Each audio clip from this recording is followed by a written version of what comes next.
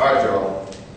Hello, my name is Joelle and this is the story of the best day of my life. I woke up that morning with this kind of nervous excitement in the pit of my stomach, and I had to think, what was I doing today? Oh yeah, today was the day that me and my friends were going to jump 9,000 feet out of a moving airplane. That's right, we were going skydiving. I couldn't wait. Quickly got dressed and I ran downstairs to meet my friends. We jumped in the car and we drove off.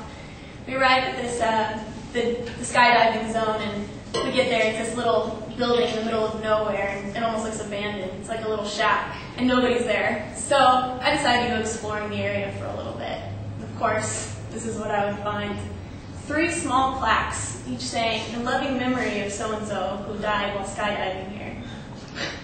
For the first time, real fear gripped me. People actually die while doing this. But I didn't have that much time to think about it. Our skydiving instructor finally arrived. He's the guy with dreads down the middle of his back and tattoos up and down his arms. A real adventure seeker, I'm thinking. Probably why he's a skydiving instructor. He leads us into the little shack in the building, into a back room where we sit down to watch this quick video about what we'll be doing today. The TV comes on, and it's a guy with a beard down to his belly button, and the movie definitely looks like it's from the 70s. At this point, after seeing the little shack, our dread skydiving instructor, and this really cheesy movie, I'm starting to think, is this place even a legitimate skydiving place, or are they just scamming us for our money?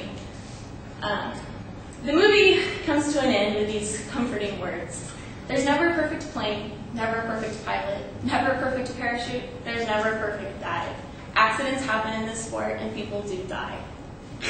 There was that word "die" again. I could literally die today. But I couldn't chicken out now. No. I put too much money into this. It was on my bucket list, so I had to go through with it. And I couldn't look like a fool in front of my friends. So I go and get suited up. I'm particularly excited about my suit because it's white with lace and pearls around the trim.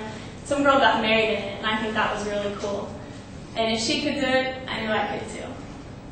So as soon as it's my turn to dive, I head over to the plane and I find a nice comfy seat. Buckle up real tight, I'm all excited, have a look around the plane. Is that duct tape holding the plane together? Are we even going to make it to skydiving, or are we just going to crumble in midair and fall to our deaths? Before I could say anything, the engine was started, and we were off into the air. As soon as we reach a height suitable enough for diving, my instructor looks at me and he's like, "All right, time to get harnessed up." Good thing I thought dreads was kind of attractive, or else I would have really hated this part. He pulled me in real close, my back to his front, and yanked on the straps till they're really tight. Then he looks at me and he's like, "You ready?" And I give him a half little smile. And then he looks at the pilot and gives him a thumbs up.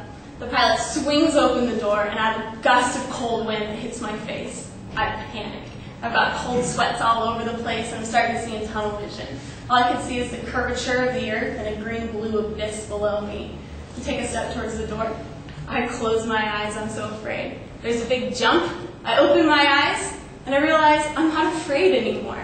I'm having the time of my life. There's a surge of adrenaline rushing through my body as we're falling at 120 miles per hour through the air. For 30 seconds, we free fall, and then we pull our chute. It opens, thank God.